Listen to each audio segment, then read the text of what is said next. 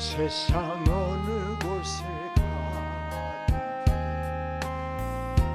어디서 무얼 하든지 주님과 동행할 때 기쁨 얻으리. 주님의 축복이 있으리. 이 세상 가야 할 곳만 일도 많이 있지만 주님과 동행할 때 행복이 있으리. 주님의 축복이 있으리. 아멘. 때론 시련의 바람 휘몰아친다 하여도 나는 두려움 없겠네. 주님 나와 동행하시니 주님만 찬양합니다. 주님만 의지합니다. 나의 생명 다하는 그날 그때까지 주님 나와 동행하리라. 자, 오늘 긍휼히 여기는 자는 복이 있나니 그들이 복을 받을 것이 긍휼히 여김을 받을 것이며 라고 하는 말씀, 오늘도 한번 성경에서 긍휼과 자비라고 한 단어들이 많이 사용되고 있는데 그 차이점은 뭘까? 이런 걸 한번 생각하면서 함께 은혜를 나누어 보려고 합니다. 긍휼과 자비, 이 단어는 비슷한 점도 있고 공통된 점도 있고 성경에서 자주 사용되는 말씀입니다. 이 긍휼과 자비의 차이점을 우리가 깊게 한번 고찰해 본다고 하는 것, 매우 흥미로운 것이 아닐까 그렇게 생각을 해봅니다. 일상생활에서는 이 두 단어를 비슷한 의미로 사용하는 경우가 많지만 성경적인 맥락과 신학적 깊이를 탐구하면은 그 미묘한 차이점과 관계를 더욱 명확히 이해할 수 있습니다. 그래서 성경에서 긍휼과 자비의 신학적 차이점이 뭘까? 함께 사용되고 상호 교환되기도 하면서 사용되는데 그 어원과 사용 맥락을 한번 살펴보면서 은혜를 받으려고 합니다. 자, 긍휼이라고 하는 단어입니다. 히브리 언어 주로 라함과 헤세드라고 사용되고 있다 말씀드렸어요. 라함은 뭐요? 자궁을 의미하는 어원에서 유래했기 때문에 어머니가 자식을 불쌍히 여기는 것과 같은 그 깊고 본능적인 연민의 동정을 말할 때에 우리는 라함 그렇게 말합니다. 어머니가 자식을 보살피고 본능적으로 아끼고 사랑하고 행여 굶을까 봐, 행여 다칠까 봐, 행여 추울까 봐 그 어머니가 보살피는 그런 것을 우리는 라함, 긍휼, 긍휼 그렇게 얘기하는 것이죠.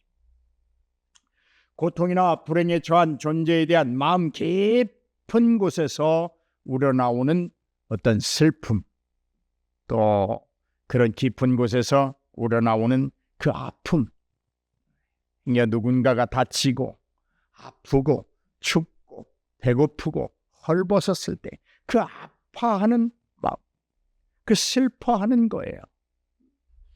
어떤 슬픔일까요? 내가 저에게 나눌 수 있는 것이 없다는 것에 대한 슬픔인 거예요. 내가 저에게 무엇인가 베풀어서 저의 아픔 속에서 저를 건져낼 수 없다고 하는 그 아픔이에요. 그것이 라함, 긍휼이라고 하는. 상대방의 비참한 상태를 보고 여러분 마음이 한번 찢어지는 듯한 고통을 겪어본 적이 있는가요? 다른 사람의 어떤 불행을 보고 여러분의 마음이 정말 찢어질 듯이 아팠던 적이 있냐고 묻는 것입니다. 또 여러분, 그 타인의 어떤 아픔과 고통 때문에 마음이 찢어질 듯 느끼는 그 고통뿐만이 아니라 그를 돕기 위하여 여러분이 내가 움직여야 되겠다, 내가 저 문제를 한번 개입해 봐야 되겠다 하는 그런 내면의 충동 겪어보셨나요? 그리고 그 충동이 여러분으로 하여금 실제적으로 그들을 위하여 움직이게 만드는 적이 있는가요? 그것이 라함, 긍휼이라는 거예요. 아멘. 오늘 저와 여러분은 예수 안에서 거저 살아가는 존재들이 아니라 그 삶을 살아야 됩니다. 아멘. 여러분, 왜 세상이 우리가 그렇게 기독교인들, 우리 1200만이라고 하는데 5200만이라고 전 국민을 했을 때 4분의 1이 넘도록 크리스천이라고 하는데 왜 세상이 변하지 않습니까? 우리의 삶이 멈춰 있기 때문에 그래요. 그리스도인의 삶이 멈춰 있기 때문에, 그리스도의 사역에 동참하는 자들이 적기 때문에 그래요. 먼저 내가 라함, 아파하고 슬퍼하면서 누군가의 그 슬픔의 문제, 아픔의 문제를 해결해 보기 위하여 내가 아파하고 가슴이 찢어지는 그 고통 속에서 실제적으로 움직이고 행동해 보는 것, 이런 삶이 우리에게 일어난다고 하면 이 세상은 반드시 변하게 돼 있습니다. 그 다음에 여러분, 이 헤세드라고 하는 말인데요, 긍휼이라고 하는 말은 헤세드라고 한, 이것은 무슨 말이냐면 언약적인 사랑이다, 신실함이다, 은혜를 말하고 인자함으로 번역되는 말이 이 헤세드라고 하는 말입니다. 하나님의 백성을 향한 변치 않는 하나님의 사랑과 언약이 성취되어져 가는 그 사랑과 신실하신 긍휼을 포함한 것, 그것이 헤세드라고 하는. 이 또한 어떤 일을 불쌍히 여기는 마음을 넘어서서 적극적으로 구원하고 적극적으로 돌봄의 행위가 일어나는 것, 그것을 우리는 헤세드. 여러분, 하나님이 우리를 향한 긍휼이 헤세드입니다. 하나님이 우리를 구원하시는 그것이 바로 헤세드. 마음으로 불쌍히 여기는 것 아니에요. 그것을 넘어서서 적극적으로 그를 구원하는 것, 그것이 헤세드요. 그를 돌볼 수 있는 것, 그것이 헤세드라고 하는. 오늘 이러한 삶이 우리에게 가득가득하기를 주의 이름으로 축복합니다. 그러면 우리 교회는 변화가 일어나요. 이렇게 살면 우리 스스로가 하나님 안에서 기적을 체험하고 하나님의 그 역사하심을 체험하고 누리고 선포할 수 있는 자로 다 변할 수 있는 거예요. 그 다음에 여러분, 헬라어에는 제가 지난 시간에도 말씀드렸듯이 엘레오스라고 하는 말인데, 이 말은 타인의 비참한 상황을 보고 느끼는 연민을 바탕으로 해서 그 고통을 덜어주기 위해 행동하는, 여기도 마찬가지, 적극적인 도움을 펼치는 것, 그것이 엘레오스. 단순한 감정적인 동정심이 아닙니다. 구체적인 행동으로 나타나고 이어지고 보여주고 함께하는 그런 개입을 뜻하는, 자비로움 속에서 이루어지는 개입. 어떤 나의 영달을 위하여, 나의 목적을 성취하기 위하여, 나의 이익을 취하기 위하여 다른 사람의 고통에, 그 아픔에 참여하는 그런 욕심적인 행태가 아니라 자비로운 개입. 건져내겠다고 하는 개입, 구원하겠다고 하는 개입, 더욱 기필코 저의 고통을 저에게서 물리치고 쫓아내겠다고 하는 그 자비로운 개입이 엘레오스라고 하는.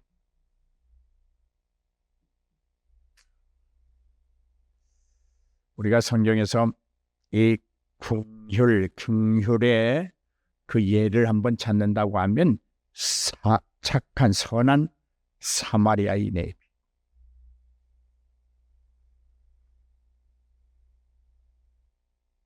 강도 만난 자를 보고 불쌍히 여겼습니다. 제사장도 지나치고 율법사도 지나쳤습니다. 그러나 이 선한 사마리아 사람은 그 강도 맞는 사람을 보고 불쌍히 여김, 그리고 스쳐 지나가는 것으로 자기의 인간적 책임을 다한 것으로 여기지 않았습니다. 제사장, 율법사, 레위 다 지나갔습니다.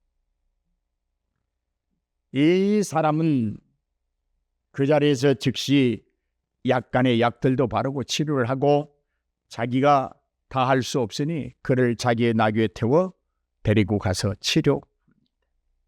이 사마리아인의 사람의 행동이 엘레오스다. 오늘 여러분에게 이 사마리아인과 같은 행동이 충만하기를 주의 이름으로 축복합니다. 할렐루야. 그러면 여기 핵심적인 의미를 한번 살펴보려고. 이 긍휼이라고 하는 것은 죄나 고통으로 인해서 마땅히 심판받아야 하고 또는 고통받는 자의 비참한 상태를 보고 그에게 내릴 마땅한 벌을 보류하거나 그의 고통을 덜어주기 위해 적극적으로 행동하는 것을 강조하고 있습니다. 그러니까 주님이 우리를 마땅히 죄 때문에 벌을 받아야 마땅하지만 그 벌을 보류하신 거예요. 할렐루야.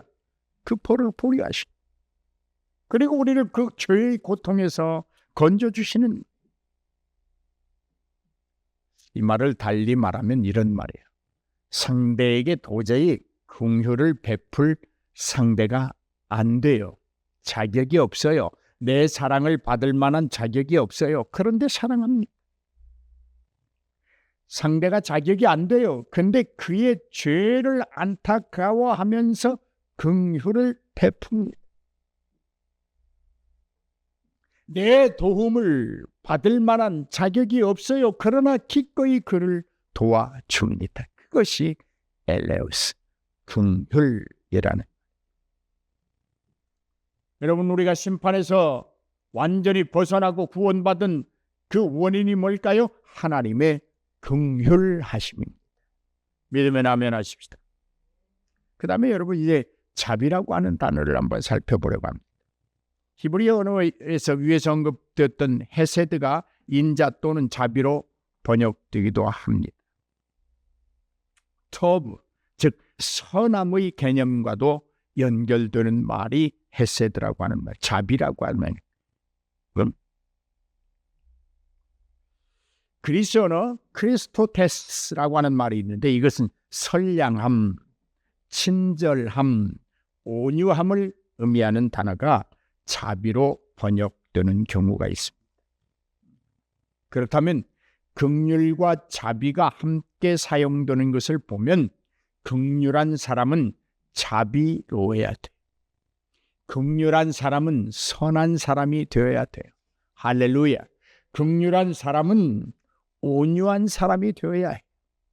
그래야 긍휼과 자비로운 삶을 살아갈 수 있다. 근데 이 자비라고 하는 말은 아가페라고 하는 사랑의 개념과도 밀접하게 연결되어 있습니다. 그리고 때로는 은혜라고 하는 넓은 의미 안에서 주어지는 어떤 그 호의가 있잖아. 호의. 우리가 호의라고 그러죠. 참 호의를 베푸는구나. 그것이 바로 이 자비라고 하는 말. 자비는 죄나 고통의 유무와 상관없이 혹은 상대방의 자격 유무와 무관하게 대상에게 선하고 자비롭고 온유함을 베풀어 주는 것. 그것이 자비. 상대방의 자격 유무와 무관해요. 죄의 고통과 아무 상관없어요. 선하게 대합니다. 자비로움을 베풉니다. 온유함으로 다가갑니다. 이것이 자비의 의미예요. 너그러운 마음에서 우러나는 것, 그 너그러운 마음에서 비롯되는 그 행위들, 그것이 자비예요. 이 자비를 좀 더 포괄적인 의미에서 생각해 본다고 하면 선하고 친절하고 온유한 인격적인 성품뿐만이 아니라 그의 태도를 말하는 것이다. 그러니까 내가 좀 하나님, 내가 자비한 자가 되게 하여 주옵소서라고 기도한다면 먼저 내가 선한 사람이 되어야 돼. 친절한 사람이 되어야 되고, 할렐루야, 자비로운 사람이 되어야 돼. 하나님께서 온 인류에게 베푸시는 일반적인 은혜와 같이 모든 사람에게 태양을 비추고 비를 내리시는 행위 등은 하나님의 자비로우신 성품에서 나오신 보편을 다 사랑. 나를 사랑하는 사람만 사랑하지 않습니다. 나에게 잘 대해주는 사람만 내가 온유하게 대하지 않습니다. 자비로움을 베풀지 않습니다. 모든 사람에게 자비롭고 온유하고 사랑스러움을 심어준다는 말입니다. 또한 이 자비라고 하는 것은 상대방이 마땅히 받아야 할 것 이상으로 좋은 것을 주려는 마음이기도 합니다. 내가 누군가를 돕고 누군가의 자비를 베풀고 긍휼을 행하려고 할 때 우리가 간혹 시험에 드는 게 많아요. 뭘까? 이쯤 했으면, 이쯤에 내가 저 사람이 나한테 저렇게까지 하는데 내가 이 정도 했으면 됐지 뭘 더 해? 거기에 우리의 시험입니다. 그러잖아요. 저 사람이 마땅히 받아야 할 몫이 있겠지만 그 몫 이상으로 내 온유함과 자비로움과 선함을 베풀어 주는 것, 그것이 자비, 그것이 긍휼이에요. 우리가 마땅히 하나님 앞에 받을 만한 것이 무엇이 있겠습니까? 그러나 받을 만한 것이 아무것도 없지만 하나님께서 우리에게 오늘도 지금 이 시간에도 은혜를 베푸시고 긍휼을 베푸시고 자비를 베푸시고, 할렐루야, 그리하니 우리가 사는 것처럼 우리도 어떤 사람이 받을 만한 것 그 이상으로 그에게 베풀어주는 삶을 사는 것이 자비로운 삶이다. 긍휼한 자의 삶이다. 아멘.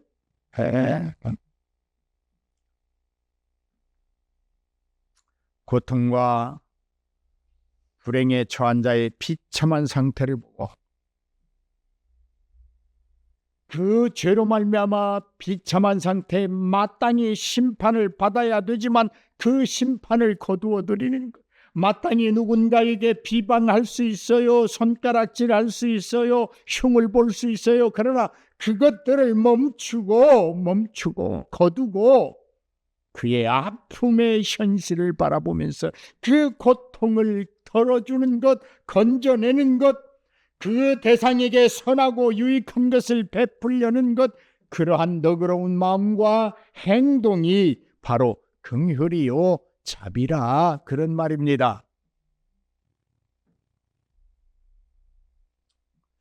이렇게 생각해 볼 수 있습니다.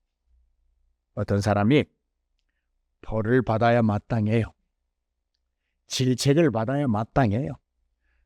충분히 손가락질 받고 조롱받을 만한 사람이에요. 그러나 그걸 멈춰 보는 것입니다. 그것이 긍휼이에요. 그것이 자비예요. 어떤 사람의 고통을 없애주는 거 마땅치 않지만 품어주는 것, 수용하는 것, 그것이 긍휼이에요. 그것이 자비로워요. 동기가 누군가에게 베풀고 나누려고 할 때 동기가 선하고 아름답고 내 내면에서 그리스도의 긍휼, 그러니까 하나님으로부터 받은 긍휼의 감사함에 의해 내 밖으로 쏟아져 넘치는 그 연민의 사랑,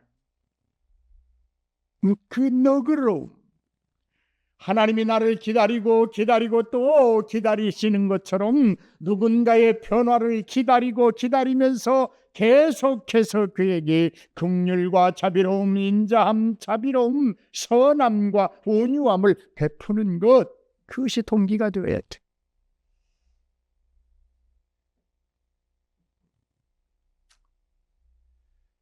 누군가 죄를 지어 벌을 받아야 하는데 그 벌을 면해주고 용서하는 것, 심판에서 구제하는 것, 그것이 긍휼이요, 그것이 자비로움.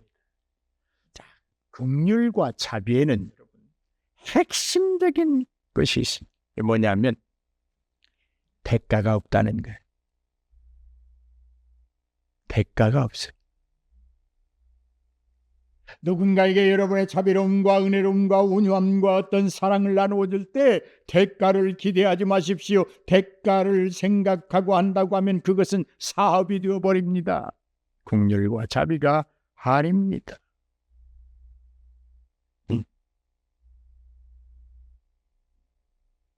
대가가 없이 대가를 기대하지 아니하고 누군가에게 긍휼과 자비를 베푼다고 하는 것은 이런 거예요. 아까도 제가 받을 자격 없지만 주는 거예요. 요만큼만 주면 되지만 그 이상으로 주는 거예요. 할렐루야. 그러면 이 두 단어의 긍휼과 자비의 공통점이 뭘까? 저처럼 하나님의 성품에서 나오는 것이다. 하나님의 성품에서 나오고 하나님의 사랑과 밀접하게 연결되어져 있어요. 타인을 향한 긍정적인 사랑이에요. 이타적인 마음과 행동을 지향한다는 점에서 우리는 공통점을 가지고 있다. 그렇게 볼 수 있습니다. 하나님의 본성에서 나오는 긍휼, 그 긍휼이 우리를 기다리고 우리를 죄에서 구원하시고 우리의 미래를 인도해 가시는 그 사랑, 그것이 오늘 우리가 베풀어야 될 긍휼이요 자비라. 오늘 이러한 성품이 여러분 모두에게 충만하기를 주의 이름으로 축복합니다. 다시 한번 지난 시간에 이어서 야고보서 2장 13절 말씀입니다. 긍휼을 행하지 아니하는 자에게는 긍휼 없는 심판이 있으리라. 긍휼은, 따라서 합시다. 긍휼은 심판을 이기고 자랑한다. 우리의 자랑은 죽음의 심판을 이긴다고 하는 것, 이것만 자랑해야 돼요. 예수의 긍휼하심만 자랑해야 돼요. 하나님의 그 넓은 사랑을 자랑하는 거예요. 긍휼은 심판을 이깁니다. 긍휼은 심판을 이깁니다. 긍휼 없는 자는 심판이 있습니다.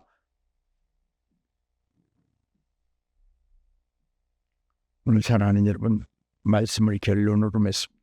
청한 것 기억하십시오.